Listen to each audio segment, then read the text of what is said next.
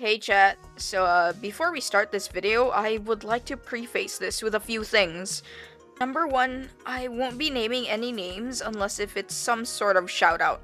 Otherwise, they'll go with an alias or be an unnamed character.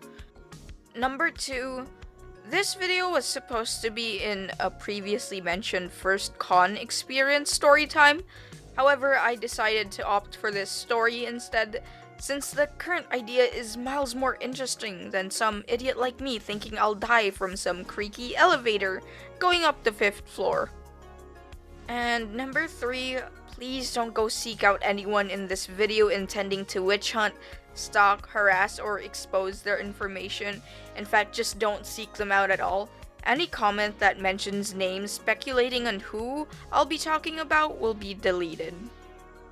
Those 3 points done, let's move on to I blocked and banned him everywhere, so he found me in real life. So, Patrons of the Arts is a huge, if not the biggest, arts and crafts convention that's mainly held in the capital city of the Philippines, Manila. However, they do go to other cities every once in a while. This time around, for Patrons of the Arts Winter, the staff decided that Cebu City would be the perfect spot for such an occasion. Ever since its announcement, the convention was highly anticipated by artists of all kinds around and near the Cebu area, one of those artists being me, and another being my friend. We were lucky enough to be able to grab a table for ourselves and were happily dubbed as merchants within the convention. Around one of the peak hours of the con, 12 p.m., as we were perusing for potential customers, my eyes landed on some guy with some strange red getup, which was a fitting color because bro was one big red flag. He most noticeably wore this red, wide-brimmed hat. In fact, it was so noteworthy that my friend commented on the guy resembling Carmen Sandiego, which was honestly funny, and I would definitely see where she was coming from. I noticed that every now and then he'd pass our booth and eye it, but never came up to it. It was odd, but I didn't think much of it. I just thought that he might have been shy and was trying to gain the courage to go up to my table to purchase something. To an extent, I was right, since he did eventually go up to us, although in a very peculiar manner. He was shaking, looking visibly nervous. He could barely get a word out through all his stuttering. I felt kind of bad that he had some sort of speech impediment or just had social anxiety, so I gave him the option to type out what he wanted in his notes app to make communicating easier. He stuttered a bit more, fidgeting with this ID he had. He hesitated showing its contents to me, but he eventually did, and when my eyes lay on the name printed on it, my fucking heart dropped. Dread, anger, discomfort, fear, and memories started flooding back. It was the name of the guy I blocked and banned a long-ass time ago. Ketchup. Yes, we're going with that name because it's red, and most importantly, I dread everything about ketchup. Anyway, flash to about 3 to 4 years ago. Memories faded, yet still pungent the smell of trepidation is. I'd like to note that I was naive and stupid at this moment in time, because I was 14 and just experiencing fame for the first time. I feel that I had some fault in some of the situations presented, but anyway, I went by a different name under a different identity on a completely different channel. Vernie Green. While it's now an identity long abandoned, I had a fairly decent amount of subscribers during that era. My Discord was still active and running, and there I met a fan by the name of Ketchup. At first, I found him to be quite endearing. He was an aspiring artist who was deeply inspired by my work, and frequently gave commendations to yours truly, who doesn't love compliments, after all. However, these compliments became higher and higher to the point where it put me on a pedestal, something I found odd, but fame was new to me. So I thought that treating me like I was beyond a normal person was an okay thing to do. Being an insecure, attention loving child, I'd even say that he became part of my inner friend group, be it due to my naivete or desperation for friends. It then came to the point where the inspiration became blatant, just extremely obvious. Not something I'm bothered with in general, but at that time, he showed me a piece of his new Sona, which was heavily inspired by my own Sona, which is essentially copying my identity, even color picking it. Usually, I wouldn't point this out if it were anyone else, but since he was someone I considered a friend, I found the treatment odd. So I politely voiced to him that I was uncomfortable with others being inspired by, again, my own identity. Thankfully, he did comply with my request, but only that one time. That part comes later, though. Now, the next few things are told in ascending severity rather than chronologically, because I'm shit at remembering. But one thing I do recall is the fact that he had a proclivity to create fake accounts just to act like other people. One time, he even claimed to have a girlfriend who just happened to draw the exact same as him. I even remember the fact that she'd only specifically join calls when it was only the two of them, otherwise be muted when another person was present. This was also right after I became more than just friends with my bestie, so it was definitely odd. Another time, we had a discussion in my now defunct public server about our schools and what programs and curriculums we had. I vaguely mentioned a descriptor about my school, nothing that could identify it, or so I thought. Minutes later, this guy posts a screenshot of my school asking if that was it. It was in my public server too, at a time where a lot of people were talking in chat. So I had to give him a verbal warning because that was terrifying. Granted, he probably didn't do that out of malice, but I feel like that may have been due to ignorance instead, because my guy also posted his own school, which my mods had to step in and delete. In fact, this was practically an odd at that point habit of his, where he posted identifying information of himself without thinking of the consequences. If I remembered correctly, at some point he doxed himself with his own address, but thankfully moderators were always there to swoop in. He also had this odd liking towards femboys and Scooby Doo Fred's favorite interest, which has now been deemed as a slur towards trans people under a specific context. In fact, sometimes he would bring it up in public chat to other people, these conversations quickly becoming sexual, until of course the mods had to step in. This was uncomfortable not only due to it being held in a public chat, it was in a public chat full of trans people, many of which were minors who felt objectified and rightfully uneasy at the discussion. Now, writing and reading this out, I don't know why I hadn't banned or blocked him at that point, instead opting for verbal warnings or kicks. It was stupid of me, but I was a minor. I was too kind to most people, too trusting. Hell, even now, I still am. Still, I hadn't banned him at this point, even after all these offenses. He was also minor too, after all.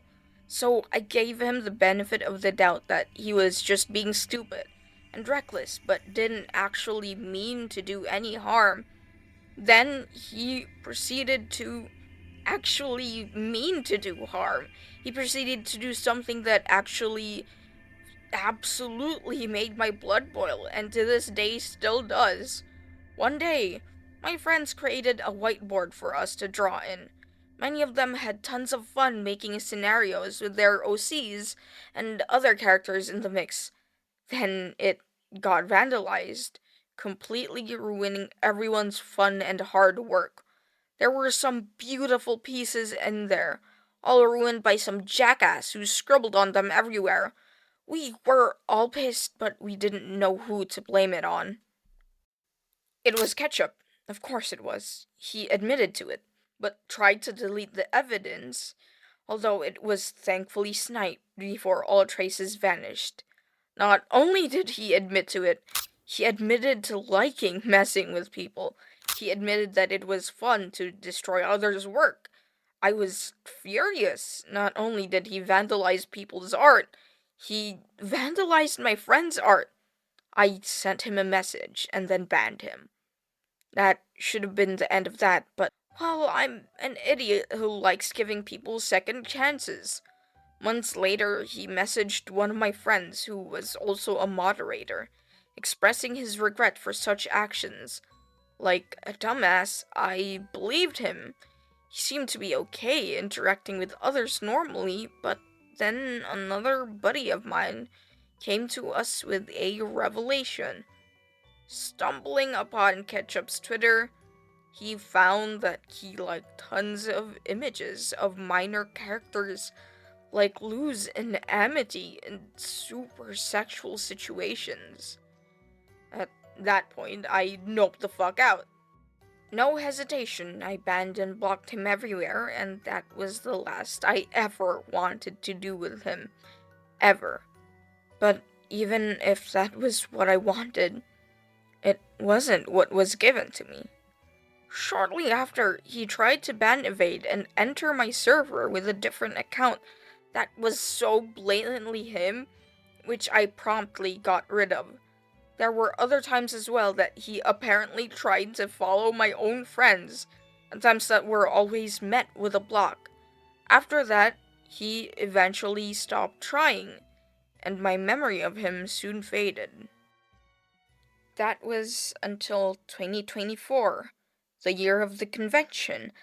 On my inactive Instagram, I noticed an odd amount of likes in my notifications. Opening it, I saw him again. I unfortunately forgot to block him, but I saw a bit of his account, and even after I fucking cut all ties with him, he was still making fan art for me, which, I'm sorry, that actually makes me so fucking livid that you decide not to leave me alone after the clear fucking sign that I did not want you near me or my goddamn friends ever again. Jesus Christ.